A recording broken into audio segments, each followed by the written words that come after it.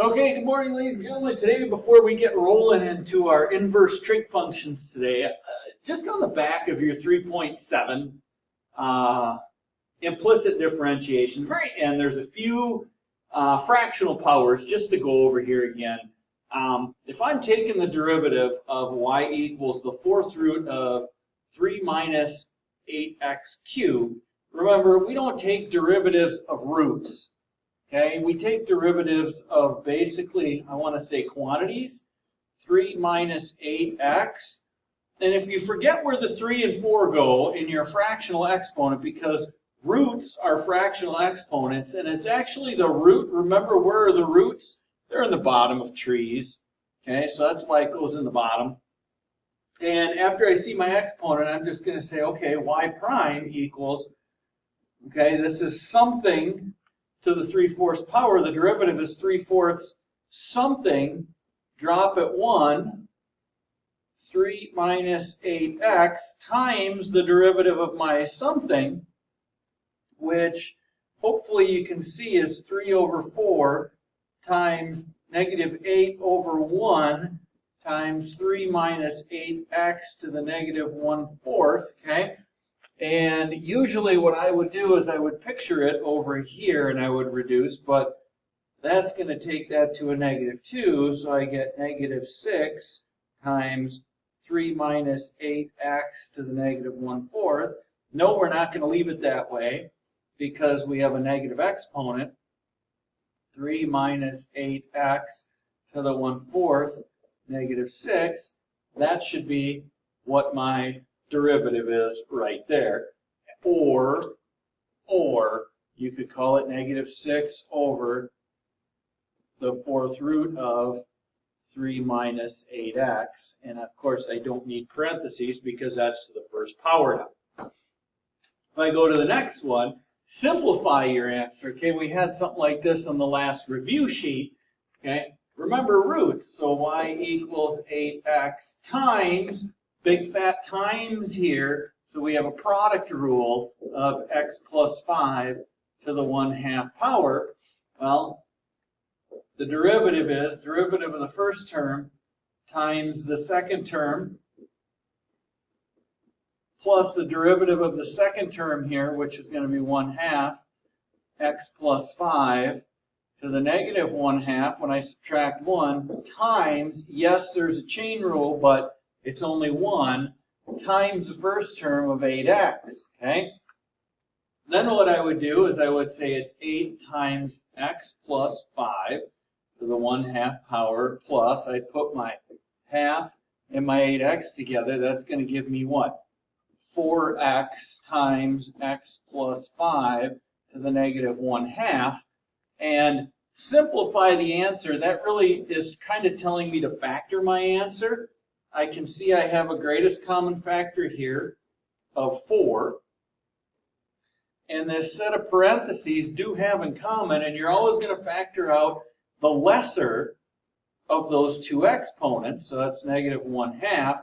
Then we're going to say times. And remember, when you're factoring out a greatest common factor, you're really just dividing it, I should say, by that. So when I look here, well, there's a 2 left there, right? And if I subtract, because this is the same thing over the same thing, well, if I take 1/2 minus negative 1/2, that gives me 1/2 plus 1/2, that gives me 1. That leaves this x plus 5 to the first power, plus, if I divide this by my 4, x plus 5 to the negative 1/2, the 4's go away. I have an x there. Those go away. So I really get 4 times x plus 5 to the negative 1/2 times 2x plus 10 plus x. Really gives me a 3x plus 10 there, doesn't it? And of course, I'm still not done there because I know y prime equals, see your fraction, so I'm going to see my fraction. That's really the square root of x plus 5. And on the top, I have 4 times 3x plus 10. There's my derivative. I can now find my zeros, okay? And then this next problem here is which could be true if y double prime equals negative 2/3, x to the negative 2/3 power. Well, what I would encourage you to do is say, well, okay, I don't really know how to do anything other than take derivatives, so this one, y prime is going to equal 1/3 times 3, so that's going to give me x to the negative 2/3 plus 0, but that's my first derivative, so that one can't be. My next one, well, this is now y prime, so y double prime is going to equal 1/3 times 3 is 1, x to the negative 2/3 minus 0, because derivative of 2 is 0. Okay, well, that one worked, so B works. How about C? Well, that means y prime is going to be 9 times 4 times 4/3 x to the 1/3 power plus 2, right? Well, those take care of each other. So that's y prime equals 3x to the 1/3 plus 2. Well, that's y double prime now is going to be 3 times 1/3. Oh, that's x to the negative 2/3 plus 0. Yep, that one works. And then this says y double or y triple prime. Well, how would I do that? If I took my y double prime, which matches up here, if I took the derivative of that again, well, that's going to give me negative 2/3 x. Negative 2/3 minus 1, which is negative 2/3 minus 3/3 is negative 5/3. So, yep, that could be one as well. So actually, 3 of these could be true. Okay, so don't always think when you hit the first answer and you collect the first one that's it. Okay, so that finishes up our implicit differentiation packet. And what I'm going to do here, do you want to save the changes? Heck no, I want that to go away. Now what I want to do is I want to bring up my 3.8 trig inverses. Okay, well, the bulk of today is going to be trig review. And what I want you to understand is, first and foremost, there's a bunch of trig that hopefully you do. You're like, oh yeah, I know, I got my unit circle. Problem is you have to be able to build your unit circle on your own. And when I'm just looking at quadrant 1 here, okay, I know this beginning point right here, well, that's 1, 0. And then I know halfway between there, that's my pi over 4 value. That has an ordered pair on it. And up here at the top, well, heck, that guy is 0, 1. And as I'm in here, I have a pi over 3 value, and I also, it's not a pi over 3 value, that's a pi over 6 value right there, sorry. That's a pi over 6 value, this is a pi over 3 value, and of course, these guys also have ordered pairs.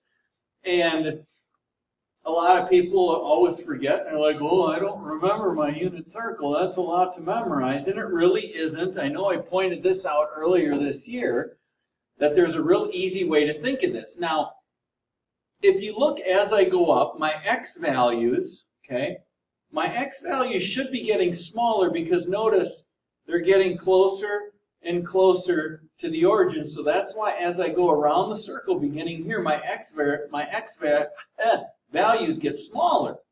So easy way to think about this. This first point, 1, 0. Hate to put it this way, but hopefully any monkey can sit here at the origin and say, oh, I went over 1 and up none. So hopefully you get that first ordered pair there, okay? And from there, it's really easy because if I can picture this 1 as the square root of 4 over 2, the square root of 4 is 2, that gives me 2 over 2, that gives me 1. If I can remember that, I can remember all these other ones all the way up because as I see my x's get less, well, if I start here at the square root of 4 over 2. The next one's going to be the square root of 3 over 2. The next one's going to be the square root of 2 over 2. The next one's going to be the square root of 1 over 2, and the square root of 1 is 1. And then this last one's the square root of 0 over 2, which is 0. Now, notice as I wrap up the circle, my x values get lesser.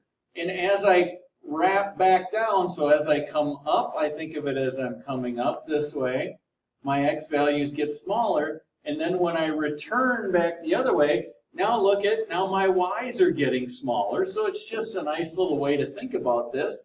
And as I'm thinking about up there at my y value of 1, well, I'm picturing that as the square root of 4 over 2. So as I return, that's the square root of 3 over 2, square root of 2 over 2, square root of 1 over 2, and then the square root of 0 over 2. So I can super duperly quick build my unit circle, okay? Because from there, you know, these little guys, they just reflect across the y-axis, reflect down on the x-axis. You can find all these different pi guy values that are down there, okay? So what we're going to do is we're actually looking at our inverse trig functions. And when we're looking at the unit circle, I guess I better talk about this too. When I'm looking at my ordered pairs on there, I know the cosine of theta, the cosine of my pi guy is my x variable. And I know the sine of my theta or my pi guy is the y value, which means the tangent of that little pi guy or theta is the sine divided by the cosine. And then I can remember all my reciprocal identities here. Okay? Well, that means that the secant of that pi guy is 1 over x, or the reciprocal of my cosine. The cosecant of that little pi guy, well, that's 1 over y, because it's the reciprocal of my sine. And the cotangent of that little pi guy, well, that's going to be x over y, because that's the reciprocal of the tangent. So I can think of all those little buggers in there.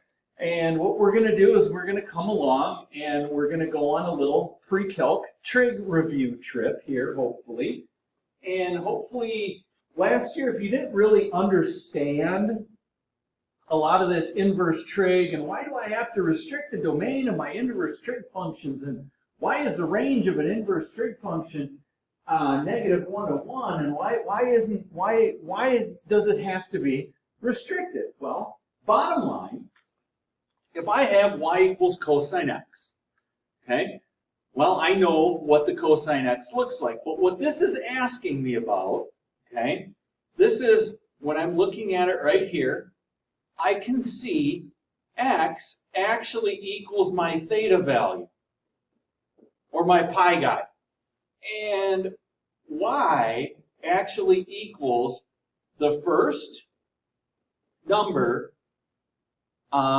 in the ordered pair on the unit circle, which means if I was trying to find y equals cosine pi over 6, notice my x variable is my pi guy, and I go to my pi guy at pi over 6, and I can say, oh, it's square root of 3 over 2. That's all I'm talking about here.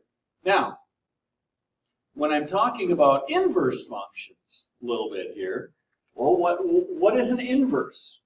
Well, all inverses do, think of their, all the way down to the beginning, all an inverse is going to do is an inverse swaps my x and my y.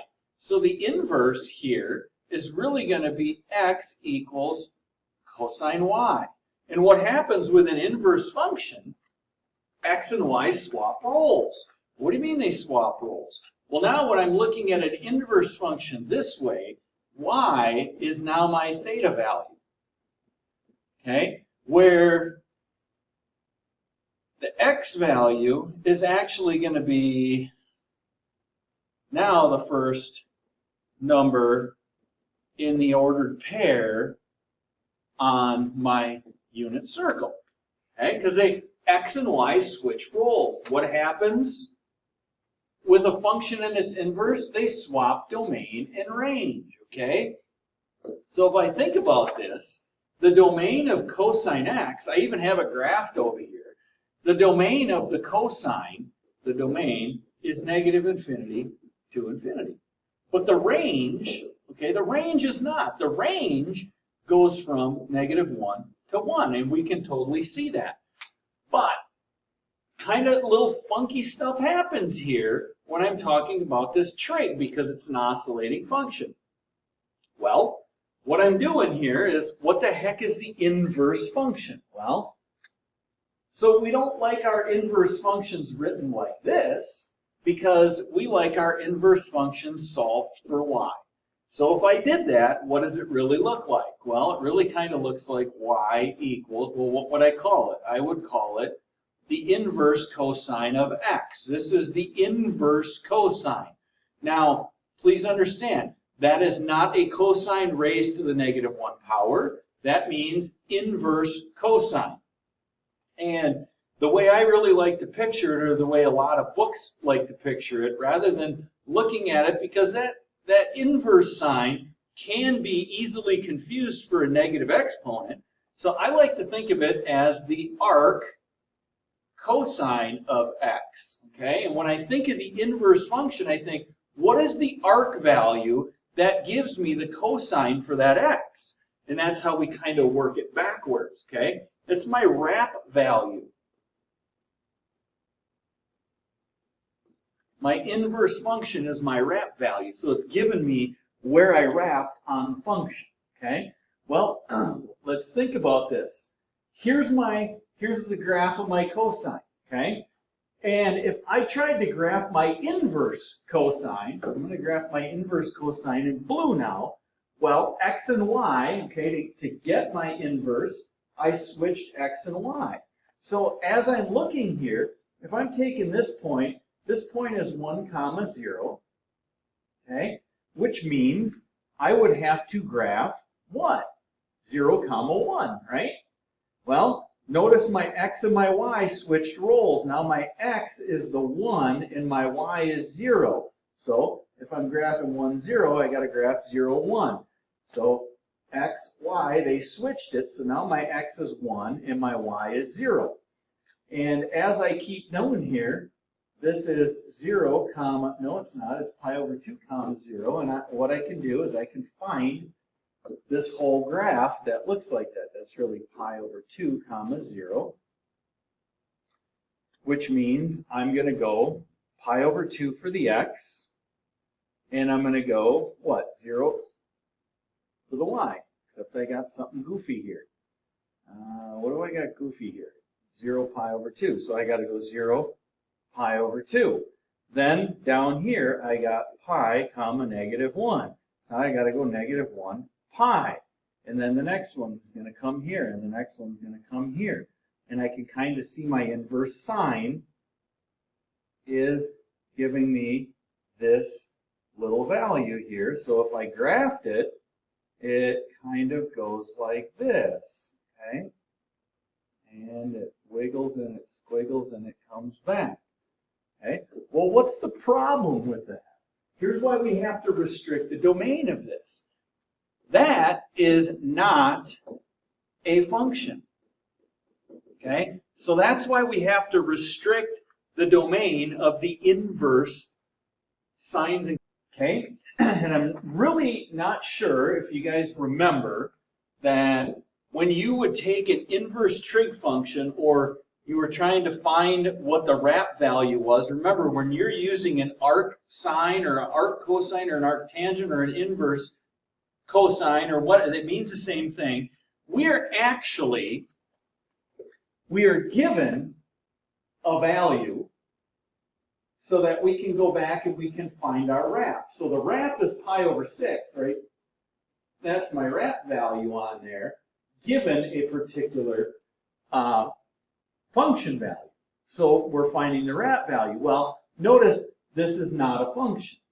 And when you did an inverse cosine, I don't know if you remember this, but your inverse cosine started at 0 and it took on all your values from there to there, meaning here's where my cosine was positive, here's where my cosine was negative. Now, why did they set me between 0 to pi? Why did they restrict me on the unit circle from the top to the bottom on my inverse functions? Why did they say? Well, because basically they want to get your whole, all the values between 1 and -1, and they can get that nested around the origin really nicely from, and find the whole set of all those numbers. They can get all my range values in the inverse function from 0 to pi. So that's why I'm nested in there, and I had to go from 0 to pi. Okay, well, if I restrict this domain like that, and I only go one wrap value between there, it was just that little snippet that was my cosine value, okay, or my graph of my cosine. And now I just made it into a function. That's why when you did all your inverse cosines, you were between 0 and 1, okay? Well, what happens with a sine? Well, the same thing happens with a sine. So here, x, again, is the theta value. But here now, y, it's the second number in the ordered pair on the unit circle. Okay, the sine value was the second value. And when we went after, our inverse, again, we're going to switch x and y, and we're going to say x equals sine y. So x and y switched roles. And when I switched roles, now the y is the theta value. And when I'm saying y is the theta value, it's inside there. And then x is the second number in the ordered pair on the unit circle. And that's just a little shorthand, okay? And if I wanted to find out, okay, inverse sine, well, they don't like giving it that way. We like our function solved for y. So we would say, last year you said y equals the inverse sine of x, okay? I prefer better how different authors do it, not using the inverse notation. What is my wrap value for the sine when I'm given a value on the unit circle? So I find that value, what arc gives me that sine, okay? And that's how I like to think of it. I like the notation of arc sine as opposed to inverse sine. Please understand, they mean the same thing, okay? And if you think about it, back when you were doing your inverse sines on the unit circle, where were you stuck between? Well, you were between pi over 2 and negative pi over 2. So all your inverse trig functions came out of quadrant really 1 and 3. We had to go between negative pi over 2. We couldn't call it 11 pi over 6 or anything. Everything had to go from positive this way to negative this way. Why was that? Well, let's look at this. If we took this 0, 0, if my x's and y's swap, this guy right here is pi over 2, comma 1. Well, if x and y swap roles, I need to plot 1, comma pi over 2. So I'm going to go over 1, and I'm going to go up pi over 2. And then here I go 0 pi, which means if I switch roles, I go 0 pi. And then this guy here is negative 1, comma 3 pi over 2. Okay, so I'm going to go negative 1, 3 pi over 2. And then I come back. So I can see these wrap values coming around. So my inverse sine function kind of looks like here. Looks like that. But if I graph the whole thing continually, because remember they reflect across the line y equals x, so your x-axis becomes your y-axis, and your y-axis becomes your x-axis.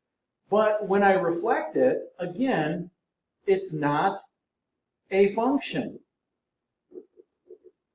And we need to be able to call it a function because it's important to work with functions in calculus. And so what we're looking for is which part of this inverse curve is going to find all of my values from -1 to 1. And all they do is they say, ooh, I can get them all right here. Okay? So that's why I can go from my -π/2 to my π/2. That's why I'm going here to here. Now you might say, well, okay, I could have gotten all those positive and negative values somewhere else, which I could have gotten them from, oh, what color? I'll make this one black. Let's say I went from, why didn't they go from π/2 to 3π/2?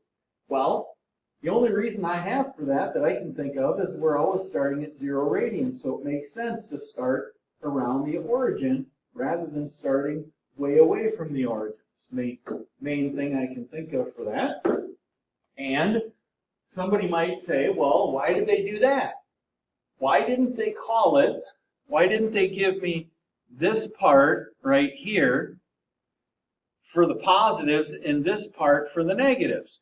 Well, if I look at that graph, okay, what is that graph in calculus right there if I pick those two sections?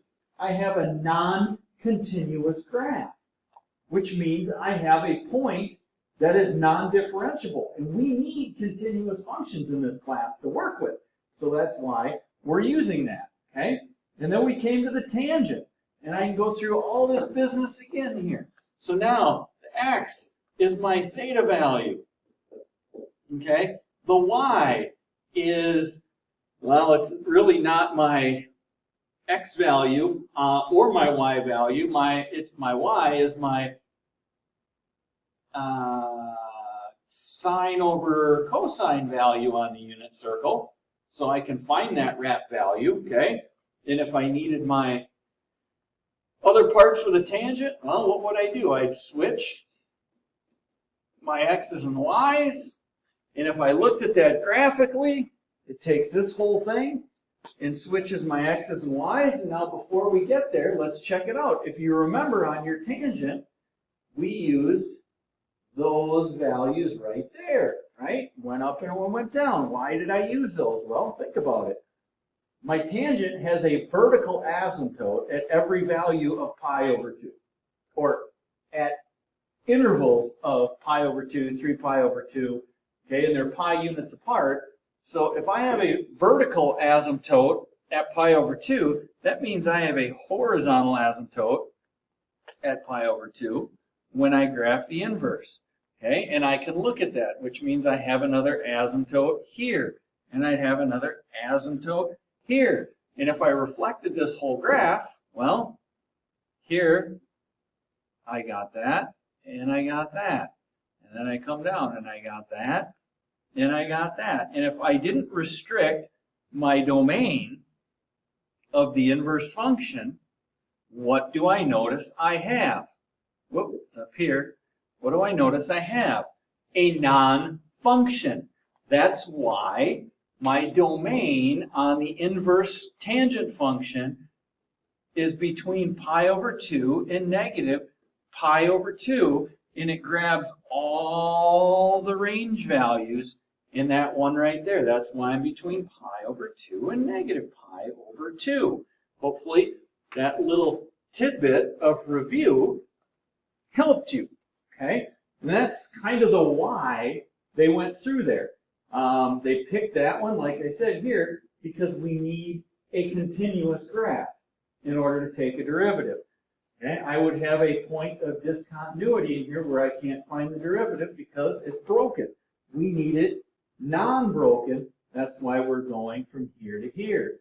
Same thing for the cosine value, okay? That's why when I erase the graph, I'm finding all of those range values of the normal cosine to find the wrap values on them, and it's just that little snippet that is the whole graph of them. So what are we going to do with them? Well, think again back to pre-calc. What is the inverse sine of negative a half? The way I prefer it, what is the arc sine of negative 1/2? What this question's really asking you is it's asking the sine of what theta gives me negative 1/2. So what do? You hop back on your unit circle, and you're like, oh, it's negative, okay? So my sine went from here to here, or here to here. All my negatives were down in quadrant 4. So and you looked in your unit circle, when was the sine 1/2? The sine was 1/2 at pi over 6, so we called it negative pi over 6. Okay? Tangent. Well, tangent is the same way. All my negative tangents are down here. This again is asking, what is the tangent of what equals negative root 3? So you kind of look at your all your pi guys around the outside of there, and remember tangent is sine divided by cosine. So what we're going to do is we're going to go straight to pi over 3, or negative pi over 3, because at our negative pi over 3, what do we have? We have 1/2 divided by negative square root of 3 over 2 down there, right? At negative pi over 3. So if I took this 2 over negative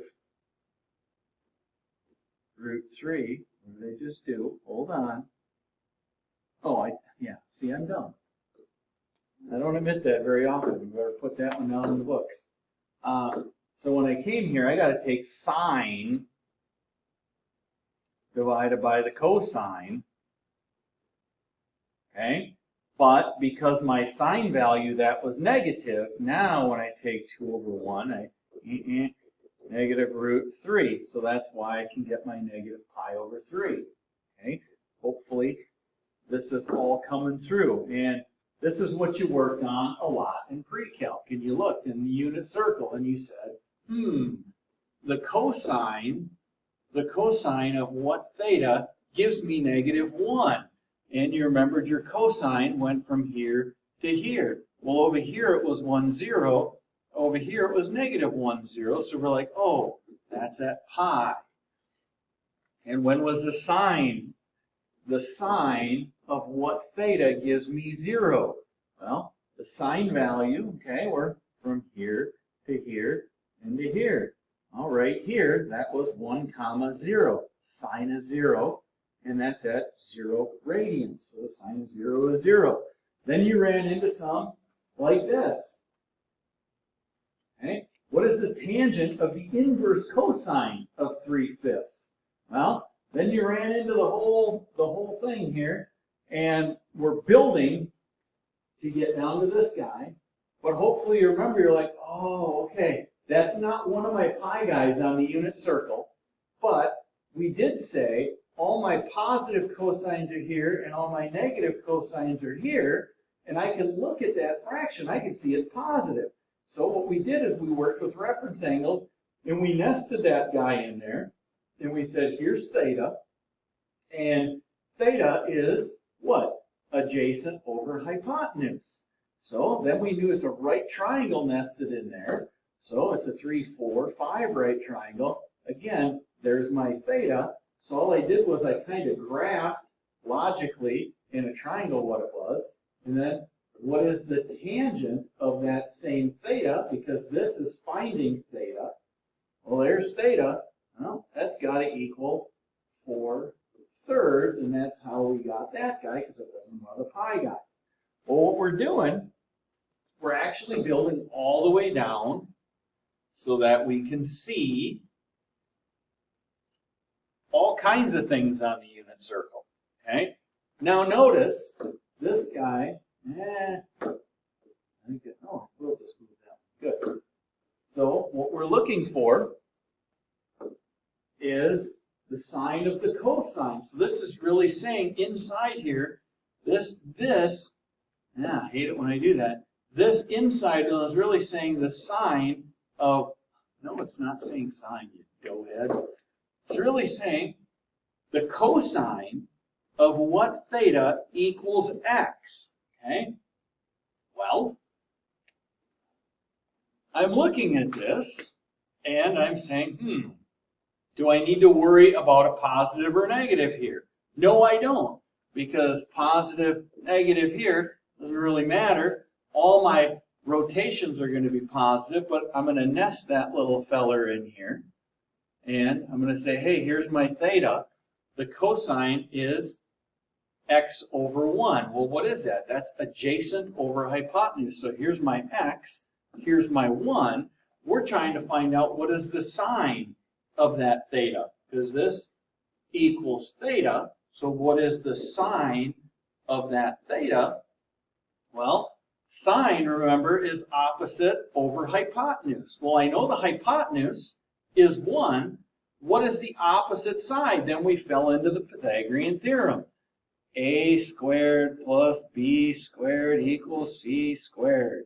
And you said b squared equals 1 minus x squared. Whoa, we got to square root that. So b equals plus or minus square root of 1 minus x squared. But I don't have to worry about the plus or minus here because my cosine went from 0 to pi. I didn't go positive or negative, so I don't need to worry about that. I know this is the square root of 1 minus x squared. So what is my sine? Well, it is opposite over hypotenuse. So the sine of theta is going to give me the square root of 1 minus x squared. Okay? And that's really where we're kind of coming along with this. And where we're going to pick up after break, because I'm cutting it short here now, we're going to be done. Remember, the sine of theta here, the sine of theta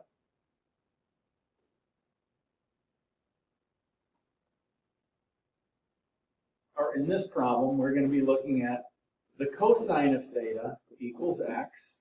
And when the cosine of theta equals x, the sine of theta equals the square root of 1 minus x squared. So what happens when the sine of theta equals x? Well, then the cosine of theta equals the square root of 1 minus x squared. And we're going to pick up and we're going to build on those two things after break. From there, I'm signing off. I hope you guys don't eat too much turkey. Chintzy math joke. Need a new page for that. Every Thanksgiving, it happens to me. See if you remember it. See if you can figure it out. Answer will come on Monday. Bad math joke. Have a good rest of your day.